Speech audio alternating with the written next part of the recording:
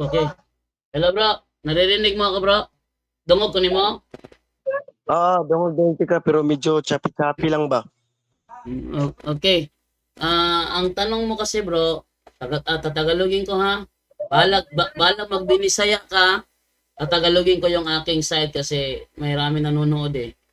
Ito yan ha. Alam, sabot, makasabot mo Tagalog, kaya itong mga salita, mga Tagalog, mga kasabot yung kanin Tagalog. Balag Bisaya ka, basta itong Tagalog ko. Ito kasi yan bro, yung pag kami nagpa-public preaching, the same yan. Yung tanong mo kasi, alin ba ang aming pinipreach? Si Kristo ba o ang aming iglesia? Ang pinipreach namin bro, yung nasa Efesos 5:23 na si Kristo ang tagapagligtas ng kanyang iglesia. Hindi pwede ihiwala yon. Magkarugtong talaga yon. Kaya kung papipiliin mo ako doon, para mo na rin ako tinanong, tama ba o hindi mali? No? Pala siya post diliman naman yon. Bakit? Sabi sa Efeso 5:23, si Kristo ang tagapagligtas ng iglesia na kanyang katawan. Kaya kapag kami nag-preach, si Kristo ang pinipreach at ang iglesia na kanyang ililigtas. Ganun bro. Sige, follow-up question. Okay. Nakasabot na ko. So, ang akong follow-up lang bro, bro, ang kana bang iglesia nga nasa Efeso nga imong gikuan karon gi-point is naa ba na si pangalan nga religion? Sama aning Roman Catholic Church, sama ning SDA, sama ning Born Again, sama ning Methodist, unsa ba na mga klase nga kuan pangalan nga naay kuan nga naay kalabutan sa ginatawag natong mga religion or sekta nga kuan, unsa man na siya bro? Naba na siya pangalan nga iglesia na gi-point ni Mudra? Naa ba siya pangalan o wala? Okay, thank you sa ang kanyang tanong mga kapuntos is yung iglesyang tinutukoy ba sa Efeso 5:23, may pangalan ba yon? Yes, may pangalan na yon. Okay? May pangalan na yon. Kasi nung taong 110 AD, isang Bishop of Antioch ang nagbigay ng pangalan sa iglesyang tinutukoy sa Efeso 5:23. Ang kanyang binigay na pangalan, Iglesia Katolika. Alam yan ng mga ministro ni Manalo, kaya ang kanilang binasa eh. The church founded by Christ is here for the first time called the Catholic Church. It was Saint Ignatius who invented the name. The name, hindi ang church ang in-invent, ang name lang. Sabihin, yung iglesia sa Efeso 5:23, may pangalan na yon ngayon. At ang pangalan niya ngayon ay Iglesia Katolika, Apostolika Romana. Hindi yan ang iglesyang tatag ng mga born again, hindi yan iglesyang tatag ng mga Baptist, yan ay Iglesia Katolika, Apostolika Romana. Yan ang sagot ko bro. Sige, okay bro. Sige, sama si mong ingon ka na nga Epeso na na say pangalan sa 33 AD or kuan sa mabasa na to sa 2 Timothy ba ni 3:15 even sa Mateo 16 versikulo 18 kana nga iglesia nga gihinganlan dira nanana si pangalan karon bro basahin ko true to Bible nga naay relihiyon nga gipanganlan kanang Roman Catholic Church kay kamo may nagaklaim mong gunana bro. Yusod mago nga magaklaim ta niya wala tay ipakita nga prueba. Kung na kay mabasa siguro bro sa inyong book sa inyong Catholic book, inyo man na. Pero kung imo kung basahan sa Protestant book, aka na yun ko na balhin ko kay muskwila ko safety. Kana lang bro. Very good. Sana magkaroon ka ng isang salita ha. Ang babasahin ko ngayon bro ay Biblia Protestante. Yan. Dili na Bro, Tagalogin mo yun. tampered na sa magibuhat ni Wilding Wilder Talibong. Hindi bro, kahit bumili ka pa sa Amazon.com, mabibili mo siya kahit... Yes, Brother John Ray. Papatagalog ni Brother Angel, tatagalogin ko Brother Angel. Mag-CFD siya Brother Angel kapag may nabasa si Brother Jando na Iglesia Katolika sa Biblia na Protestante Bible, hindi daw Katolik. So magka-Katoliko siya, mag-CFD pa pag may nabasa si Brother Jando, Protestant Bible ang pangalan Iglesia Katolika. Roman Catholic. Okay. Brother Jando. Yes, Brother Wendell, go ahead. Ito talaga lusot nila pag may mabasa tampered na. So bigyan ko muna ng isang ma-order ito online. Protestant ito Oh, na, Protestant ah, yan. Protestant to. Pakita natin Tiyari ha. na. Ang daming Bible.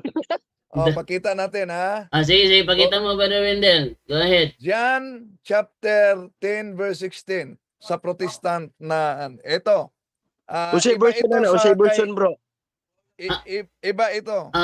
Yan ay version na, ano yan, Brother Wendell? Ang version, Brother Wendell? A plain and familiar explanation, paraphrase Bible. Oh. Excuse lang bro, di ko mo dawat na nga version bro. Bro, sabi mo protestante. Protestant. Bro, protestante to, bro. Bro, wait lang ha. Wait lang, Brother Wendell ha. Bro, ikaw mismo ang nagsabi, babasahin sa Protestant Bible. Hindi Catholic, hindi amin to. Pag sinabi ko, pag nabasa ba sa Protestant Bible, maninindigan ka magsi-CFD ka. Sabi mo, oo. Walang bawian yun. Narinig sa live yun. Ano lang bro? Sige bro, ano lang bro. Narinig sa live yun. Oh, ito ay Biblia ha. Yes, Brother Wendell. Babasahin ko muna ha. Sige, basahin mo, Brother Wendell. Babasahin ko muna. Bro Wendell, linawin mo sa kanya, Bible yan. Bible yan. Ito. Mix. Paraphrase. Bible. Saka Protestant na Brother Angel, Protestant. Protestant Protestant. Bible yan, brother. Wait lang, bro. Ano lang bro, para mas madali na to, kwan bro. Ay, wag ka munang, bro. Bro, wag ka munang umiwas. Bro, wag ka munang umiwas, bro. Wag ka munang umiwas. Ako natakot, ayaw ko lang tanggapin yung ano nyo. Sige, Brother Wendell. Merong bugos niyan. Basahin ko muna. Brother Wendell. Basahin mo muna at pagkatapos isunod natin yung King James Version 1611. Okay. Sige. Sige. Basahin ko muna ha. Ito. John chapter 10 verse 16. Ito. Ye, my chosen people of the Jews are now my known and noted flock. I have other sheep also besides you, even the Gentiles, which are not of your fold, but shall have a fold of their own. Okay. Thereof shall be united into one body of the church with you, so as the Jews and Gentiles shall make up one holy Catholic Church, under me there one only head. Yun, mabasa. Yun. So nabasa diyan, Brother Wendell. Nabasa diyan sa Biblia Protestanteng hawak mo, Catholic Church. Catholic Church. One holy Catholic. Okay. Atin namang isunod, Brother Wendell. Wait lang, bro. Alam ko alam ko kasi nagdadahilan ka eh. Kasi sabi, umasa ka kasi nababasahin sa Biblia Protestante.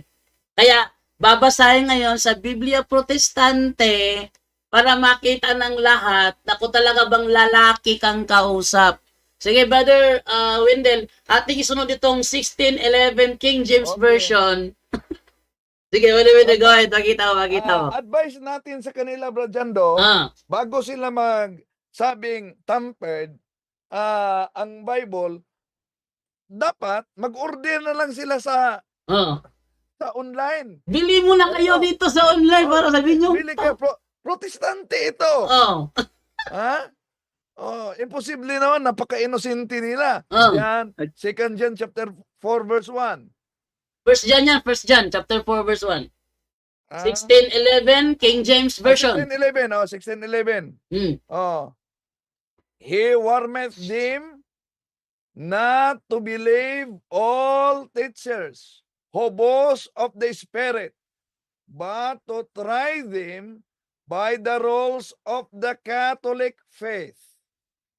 Yan. So, nabasa bro. Meron pang ikatlong Biblia Protestante. Wait lang muna, maingay si Divine. Wait lang Divine, ato mo sa gawas ka.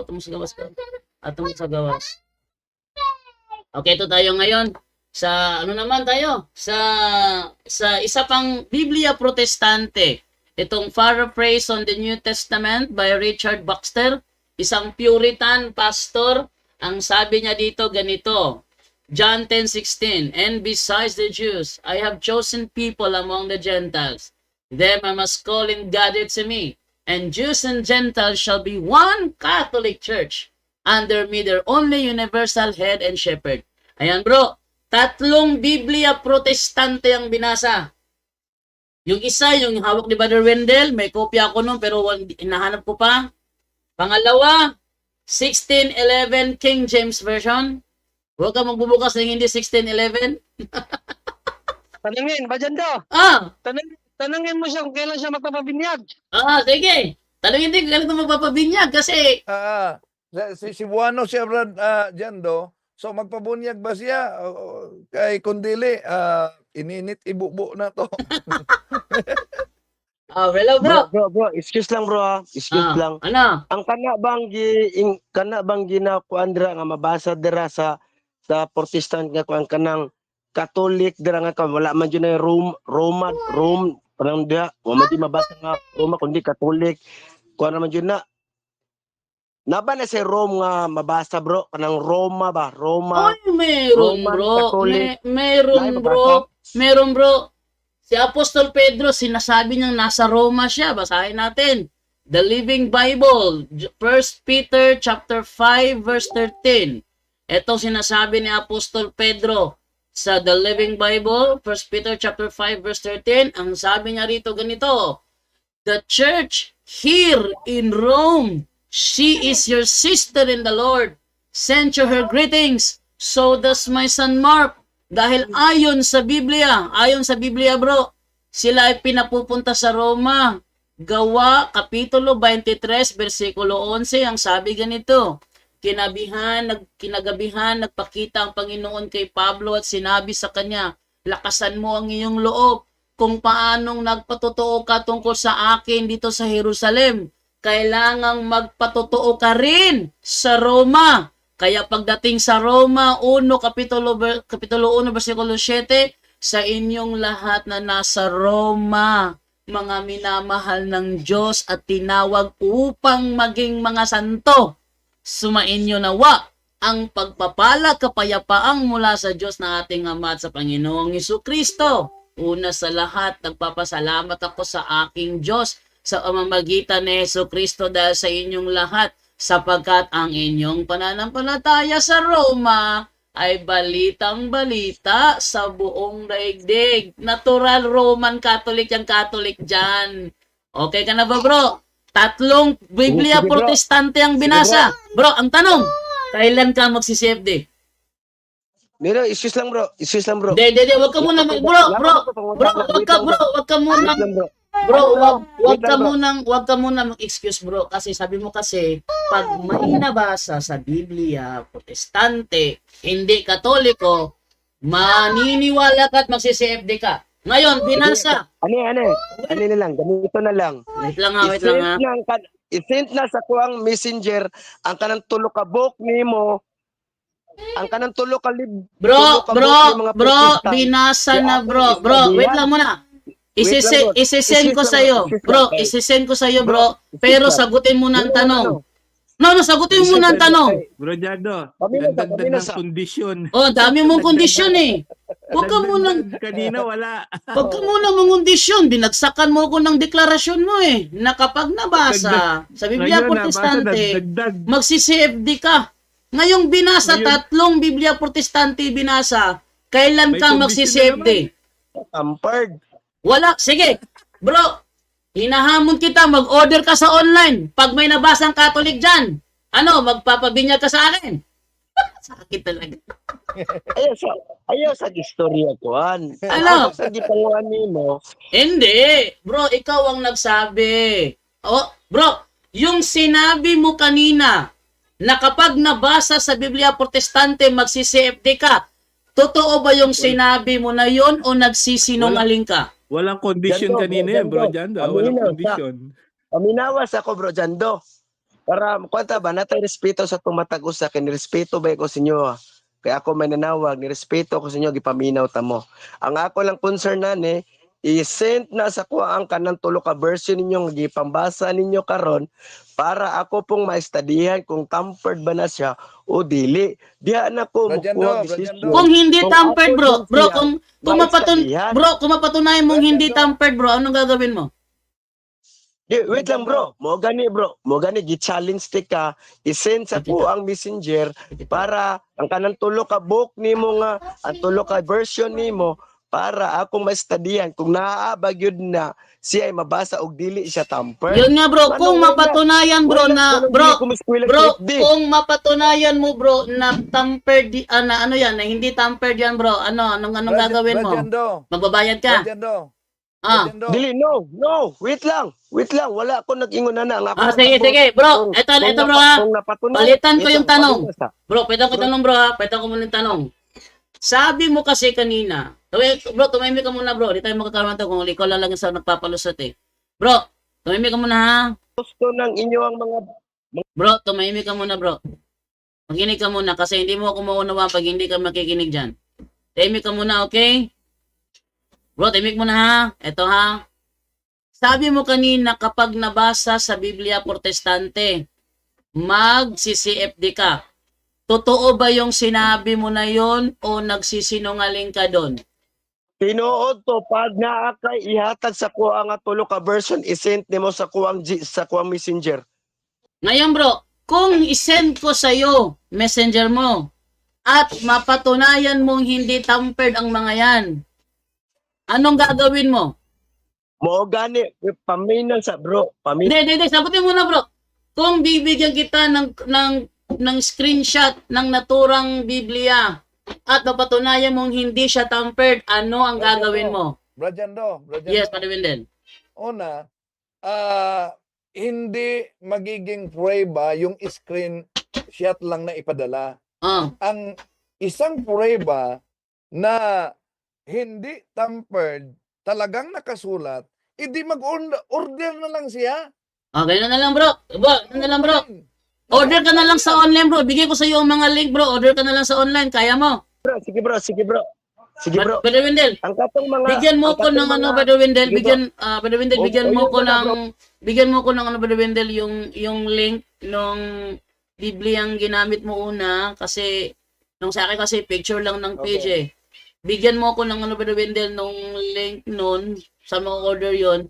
Bigay ko naman sa kanya ang link ng Richard Baxter at ng King James version 1611 para ma-order niya sa online.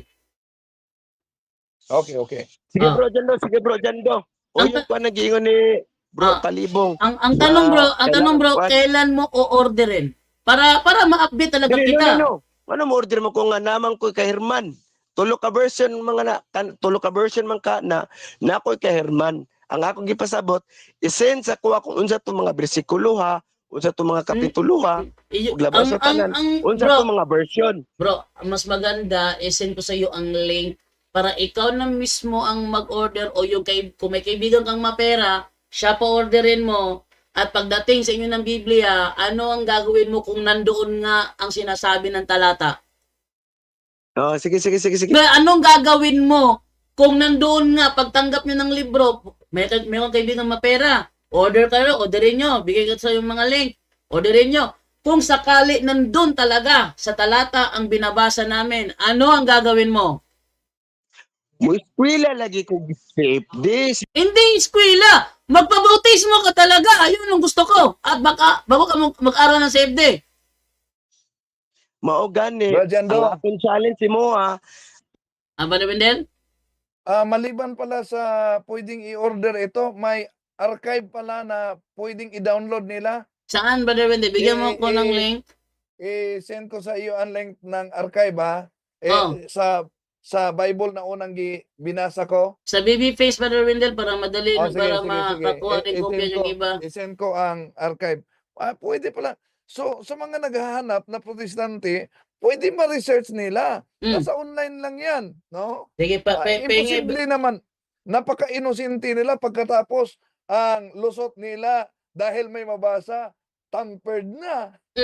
Sige, at ating i-prove sa kanya, hindi tampered to. Bigyan mo ko ng link, Brother Wendell, para i-save ko sa kanya ngayon. Padala ko na sa Babyface. chat natin. Sige. Yung archive muna, archive muna. Yung archive Ito. muna. Sige. Napadala ko na. Sige. So, wait lang muna bro ha. Kunin ko muna yung link na pinadala ni Brother Wendell at i-send ko sa'yo. Wait lang, sige, ha? sige, salamat. Ito bro. Ito yung unang archive na sinend ni Brother Wendell. Ano nga pangalan itong caller natin? Si JJ. GG. Okay no? GG. Wait lang ha. GG. Tingnan ko muna dito yung caller natin. Ito, GG Jubay. Ito yung binasa ni Brother Wendell. Hindi, Brad Jando. Sandali ah. Sandali sa muna, Brad Jando. Ano yan? Ito ang binasa ko. Itong pangalawang link. Itong pangalawang link. Yung ano. Sa John chapter Yung pangalawang link. 10 verse 16. Sige. Yun. Ito yung kanyang pangalawang link. Ito bro. Ayan bro, sinin ko na sa'yo bro. Ito na lahat, bro. Bro, Jando. Hindi. Sinin ko na sa'yo yung specific na na John 10:16 Brother Wendell. John 10:16. Wait lang ha, paano ba ito hanapin? Anong page ito ang John 10:16? Sige. Binigay sa iyo ni Brother Wendell yung kanyang binasa. Bigay ko naman sa iyo yung pangalawa. Wait lang ha. Sige bro, salamat bro kay para ma-studyhan po na ako bro. Bro, follow upin kita ha. Baka sinungaling ka eh. Mahirap na. Nakoy pride food bro, masking born again ko nakoy pride. Lagi kay basi mo kay bakwe. Magani basta i-send lang kato lang para paano to ba ma-prove na to ba lisod man gud na. Ito yung pangalawang Biblia ang ginamit. Yan. Para pangalawa, ipa-order mo sa kaibigan mo mapera para magkaroon ka ng kopya. At di mo masabi na tampered yan. 1611 King James Bible. Huwag kang sa mga online lang dapat talaga. Meron pala sa Lazada nito. Meron sa Lazada. Hardcover. 3,729. Mahal mo pala to sa sa Lazada. Pero di alam. Mag-ingat din sa Lazada. Ha? Dahil nag-order ako. Hinintay ko talaga. Pero ibang aklat ang dumating. Oy, no. Kaya isinauli ko, nagparipan. Niripan naman nila. Ito. May mga ganyan talaga, mag-ingat din. Ito tayo sa Amazon tayo kukuha, amazon.com. Ito pa bro, 1611 King James Version ha. Yan ang original 1611, wag kang kukuha sa mga revised King James Version. Yang mismong 1611 na yan. Ito yung mga teksto ani bro. Kuan ang diridaan ang mga teksto ani. Kompleto yan bro. Yan yung King James Version na walang tanggal. May apokripa pa yan. Oo. Ito yung binasa ko doon sa debate namin ni Jared. Nang binasa ko, sabi, dinoktor daw. Dinoktor Tapos, daw. Binasa ng moderator, kinonfirm ng moderator, hindi naman dinoktor. Eto, mas maganda talaga na ikaw yung bumili para makita mo sa sarili mo na hindi yan tampered. Meron kasi kapag tampered eh. Sige bro. O kaning kuan ang kaning akong gipasabot bro ba kaning prasani katong gibanggit ni Wendell Talibo nga bersikulo teksto na kuan ani Maano? Mandintify ani nga mga box. Yes. Ma-identify dyan. Sige. Salamat bro. Ani na lang para mas makuan kay mo chat lang ko si mo pag ako nang kuan na yung nana ang Biblia sa kuha dire. akong Sige. i-open para i-videohan po nako, tawag ko si Moa para makuan ako, kuan puti ka para kung unsay kuan, unsay kuan pareha ba o dili ana god. Sige, Pag nana sige. sa kuan tulo ka book diri nga akong hirmon, automatic na mutawag ko si Moa. Akong Sige. i-open kung unsa to mga verse, unsa to mga bersikulo ana bro. Sige. Maganda Okay na yan. si Moa bro. Oo, maganda yan. Gusto ko yan. Salamat kay bro. Kuan lang ba kuan lang ko kay siyempre na magay daghang pong ubang mga kuan kayo. Mas guwapo mo na makita nato ang kamatuoran true to Bible, inline to Bible na mao ni sakto mo ni kuan. Ana lang akong concern bro kay siyempre isa ka isip Protestant. Wala man po ko nagmatter sa amuang pundok. Ang ako lang nangita jud tag kamatuoran. Ana lang bro. Salamat Sige. kay bro, may gabiin ninyo. Pag nanang tulo ka book na ako diri nga version, tawagan ti ka. Online ba ka pumerti bro dyan daw? Laging online to, bro. Bro? Laging online to. Laging online. Sige bro. Salamat bro, may gabi May Sige. gabi tanan sa mga viewers. Sige, thank you, bro. Ayan. So, yun, maganda yung sabi niya, pag nabasa daw sa Protestant Bible, mag-CCFD daw siya, sana gawin niya. Bro, tama ba daw yan din? Mag-order sa sarili niya na Biblia para siya na mismo maka-approve sa sarili niya na meron talaga. Dahil kung papadalahan lang natin siya ng kapiraso, madali lang sabihin, tampered yan, gawa-gawa lang ninyo yan. Di ba ba? Yes.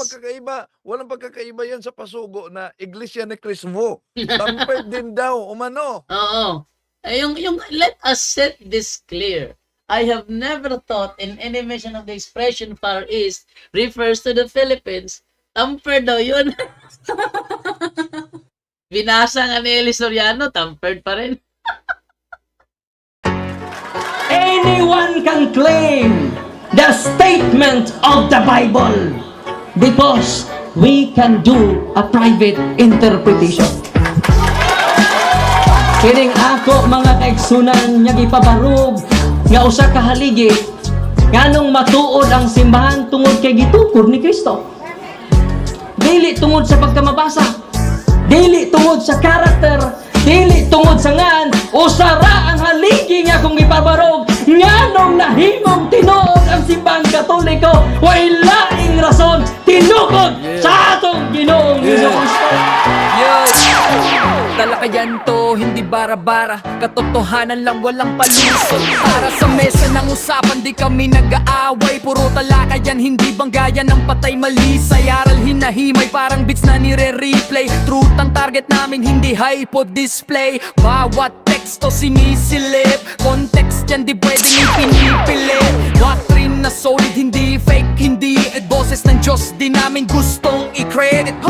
Doktrina flow, hasal ng pag-iisip, salita ng Diyos, yan ang aming inisip. Uhaw sa turo, kaya kami nagdidip sa talakayan, truth ang pinanghahawakan. Keep it! Doktrina flow, hindi ito laro. Pag-unaway tumatagos hanggang buto. Sa bawat linya, puso ang sumisigaw. Katotohanan lang, walang bawal, walang bawas raw. May tanong, sige lapag mo, let's go. Di kami takot sa debate na may respeto. Espiritu ang guide, parang beat na smooth ang tempo. Pag may liwanag, lahat ng shadow nagme-melo. Hindi kami nagmamarunong nag-aaral lang. Pag may gap sa mind, Diyos ang pumuno niyan. Ang Iglesia ng Diyos mula Espanya papuntang Pilipinas. Dapat malinaw yan. Hindi kompetisyon, hindi kami nagrarime para lang manalo. Puso ang puhunan, hindi bara-bara ang palo. Truth ang goal, yan ang tunay na trono. Doktrina flow, hasal ng pag-iisip, salita ng Diyos, yan ang aming inisip. Uhaw sa turo, kaya kami nagdidip sa talakayan, truth ang pinanghahahakan. Keep it, doktrina flow, hanggang dulo go. Liwanag ang bit-bit, hindi ego. Sa doktrinal na usapang totoo. Kapila ang foundation of the truth is the Yo! church, and the Catholic Church is the church founded by Jesus Christ. Then, asay inyong pilion.